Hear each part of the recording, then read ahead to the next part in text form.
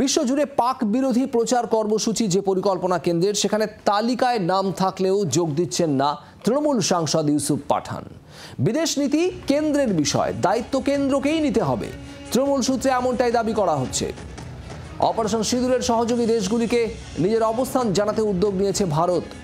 সেই মতো 7টি দল গঠন করা হয়েছে কেন্দ্রের তরফে। সিঙ্গাপুর সহ একাধিক দেশে যে দলটি যাচ্ছে, সেই দলেই প্রতিনিধিদের তালিকায় ছিলেন তৃণমূল সাংসদ ইউসুফ পাঠান। কিন্তু এই প্রতিনিধি দলে যোগ দিচ্ছেন না ইউসুফ পাঠান। তৃণমূল সাংসদ ইউসুফ পাঠানকে পাঠাচ্ছে না তৃণমূল কংগ্রেস। বিদেশ নীতি কেন্দ্রের বিষয়, দায়িত্ব কেন্দ্রকেই নিতে হবে। তৃণমূল সূত্রে এমনটাই ব্যাখ্যা দেওয়া হচ্ছে।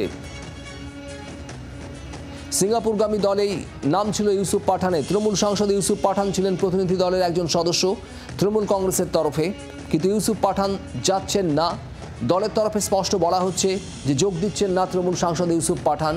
এর পাশাপাশি তৃণমূল সূত্রে দাবি, বিদেশ নীতি কেন্দ্রের বিষয়, দায়িত্ব কেন্দ্রকেই নিতে হবে। বাংলার আওয়াজ, বাঙালির আবেগ, জি 24 ঘন্টা।